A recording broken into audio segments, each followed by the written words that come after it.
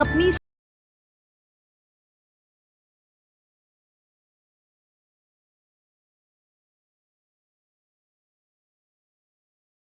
Cycle से स्वादिष्ट पानी पूरी बेचकर अपनी घर चलता है। गांव वालों को उसकी पानी पूरी बहुत पसंद है और रामू की चतुर मार्केटिंग कुशलता उसे काफी लोकप्रिय बनाती है। रामू ने कहा, आओ स्वादिष्ट और जादुई पानी पूरी खाओ, आपकी जीभ को मजा आ जाएगा। रामू भाई, तुम्हारी पानी पूरी है ही इतनी मजेदार, मैं तो रोज खाने आता हूँ। हाँ, सच्ची में यहाँ की पानी पूरी कोई और नहीं बना सकता। जैसे जैसे दिन बीतते हैं, ग्रामीणों का रामू की पानी पूरी से आकर्षण कम होने लगता है। व्यवसाय धीमा हो जाता है और रामू अधिक ग्राहकों को आकर्षित करने के लिए नए विचारों पर विचार करना शुरू कर देता है। रामू पानी पूरी की नई किस्मों के साथ प्रयोग करते हैं, जैसे उन्हें स्वादयुक्त शीतल पेय से भरना और उन्हें अद्वितीय बनाने के लिए दही मिलाना। वह बड़ी चतुराई से गांव की गर्भवती महिलाओं को समझाता है कि दही पानी पूरी खाने से उनके बच्चे पैदा होंगे और ठंडा पेय पानी पूरी उन्हें लड़कियों को जन्म देगा। महिलाएं, आपके लिए खास सरप्राइज। देखो, यह ठंडी कुल्फी पानी पूरी और यह दही वाली पानी पूरी, इन्हें खाने से एक जादुई अनुभव मिलेगा। मेरे खास अनुभव के मुताबिक, यदि आप यह दही पानी पूरी खाती हैं जब आप गर्भवती होती हैं, तो आपको निश्चित रूप से एक लड़के होगा, और अगर आप यह कुल्फी पानी पूरी खाती हैं, तो आपको एक लड़की होगी। एक महिला ने कहा, क्या सच में ऐसा हो सकता है? आपको जो भी अनुभव हो वह जादुई होता है। और एक महिला ने कहा, मैं तो पहले से ही बेटे की इच्छा रखती थी, अब तो यहाँ से भी खा कर देखती हूँ। चलो आज ही खा लेते हैं और जान लेते हैं बच्चा लड़का होगा या लड़की। बस अब देखिए, मजे की बात है, यह जादू कैसे करता है। गांव की महिलाएं रामू की पानी पूरी का लुत्फ उठाने के लिए बेताब हो जाती हैं। रामू की विशेष पानी पूरी के कारण वे सभी के बीच एक प्रसिद्ध नाम बन जाते हैं, जिन्हें सभी महिला पानी पूरी प्रेमियों के बीच लीजेंड माना जाता है। गांव की महिलाएं रामू के दावों में विश्वास करके दही और कूलरिंग पानी पूरी का आनंद लेने लगती हैं। जल्द ही गांव में रामू के जादुई पानी पूरी की बात से शोर मच जाता है। गांव के बुजुर्ग एक बैठक के लिए इकट्ठा होते हैं, क्योंकि उन्हें रामू की पानी पूरी के प्रति महिलाओं का जुनून नजर आता है। उन्हें संदेह हो जाता है और वे आगे की जांच करने का निर्णय लेते हैं।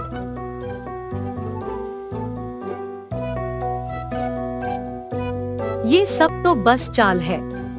रामू ने हमें धोखा दिया है और हमें अपने नए पानी पूरी विकल्पों से बेवकूफ बना दिया है। हम रामू की परीक्षा करने का निर्णय करेंगे। उसे सच्चाई और ईमानदारी की पहचान होगी। हम थक गए हैं, रामू हमें धोखा दे रहा है। हमें उसको गांव से निकालना चाहिए। अभी हमें विचार करने का समय है। हमें ध्यान रखना चाहिए कि हम उसे भविष्य में धोखा न दें और उसकी इस गलती से सीख लेना चाहिए। रामू के धोखेबाज कार्यों पर चर्चा करने के लिए ग्रामीण एक बैठक के लिए इकट्ठा होते हैं। वे उसका सामना करते हैं और एहसास के एक क्षण में रामू अपनी गलतियों को स्वीकार करता है और माफी मांगता है। गांव वाले रामू को क्षमा करते हैं, समझते हैं कि लालसा ने उसे भटका दिया था। उन्हें उनकी ईमानदारी का सम्मान है और उन्हें अनुमति देते हैं कि वह अब सच्चाई और ईमानदारी के साथ पानी पूरी बेचे।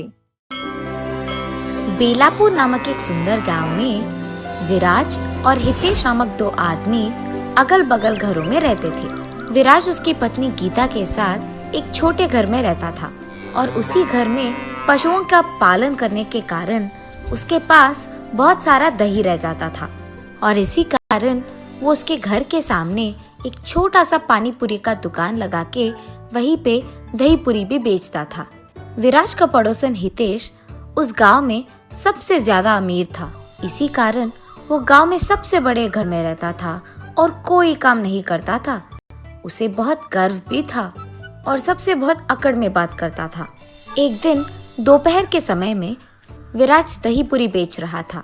दही पूरी विशिष्ट रूप में बनाया हुआ नए तरीके का दही पूरी। आइए बाबू आइए, जल्दी आइए, एक प्लेट का सिर्फ 10 रुपए। आइए बाबू आइए। उसके ऐसे जोर जोर से चिल्लाने के कारण उस तरफ से गुजर रहे हर एक आदमी उसकी चीखें सुनकर उसके दुकान आके दही पूरी खाते हैं। लेकिन उसी समय उसके बगल वाले घर में सो रहे हितेश को विराज की आवाज सुनकर डर के मारे अचानक जाग उठता है। हाँ, इस आदमी की आवाज के वजह से मेरी अच्छी खासी नींद खुल गई। अगर आइंदा ऐसा नहीं होना है तो मुझे अभी जाकर इसे बता देना होगा। ये फैसला करके हितेश गुस्से में विराज के पास जाता है। अरे, ये तो सारे गांव में सबसे अमीर है। ये मेरे पास आ रहे हैं तो लगता है कि मेरे पास मौजूद सारे दही पूरी खत्म हो जाएंगे। विराज ऐसे सोचकर खुश होता है जब हितेश उसके दुकान आता है। अरे रे हितेश साहब, बोलिए ना, कितने दही पूरी बनाऊं मैं? विराज, मैं इधर दही पूरी खाने नहीं आया। तुम्हारी ये चीखें मुझे बहुत तंग कर रही है। हर रोज तुम दही पूरी करके चिल्लाकर मेरा चैन खराब कर रहे हो। तुम्हें पता है कि मैं किसी भी चीज का काबिल हूँ। अगर अगली बार ये चीखें मैंने सुना तो तुम्हारा घर और ये दुकान यहाँ नहीं रहेगा, समझे?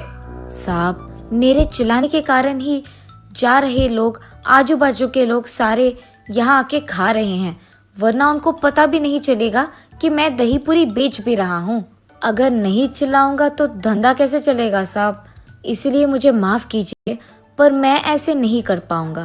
तो फिर तुम एक काम करो, तुम्हारा ये घर मुझे दे दो, यानी तुम इसे मेरे नाम पे कर दो।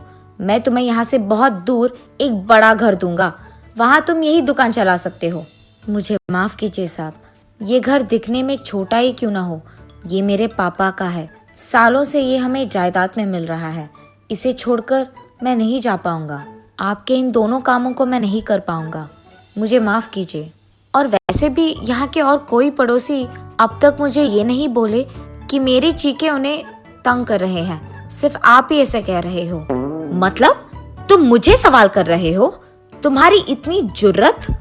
मुझे ना करने के लिए और मुझे सवाल करने के लिए तुम भुगतोगे। देख लेना, मैं ऐसा कुछ करूंगा कि तुम खुद यहाँ से तुम्हारा दुकान खाली करके चले जाओगे। ये कह के हितेश वहाँ से गुस्से में निकल जाता है।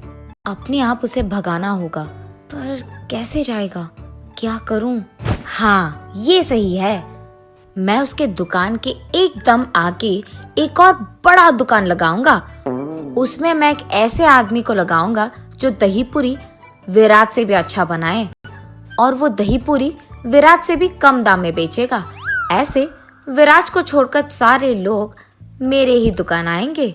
इसी कारण विराज दुकान छोड़कर चले जाएगा।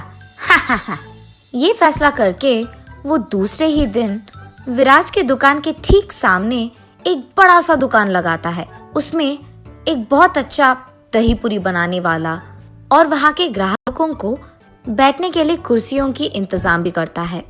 और उस दही पूरी का दाम भी विराज से कम ही होता है। विराज की दुकान से कम दाम होने के कारण उस गांव के सारे लोग दही पूरी खाने के लिए हितेश के दुकान ही जाते हैं और विराज के दुकान को जाना बंद कर देते हैं। ये देख हितेश खुशी से पगला जाता है। ऐसे कुछ दिन बीत जाते हैं।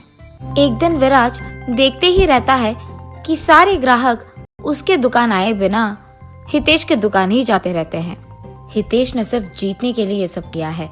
मेरे दुकान के ठीक सामने उसका एक बड़ा दुकान लगाकर उसमें एक बावर्ची लगाकर कुर्सियां लगाकर दाम को कम करके दही पूरी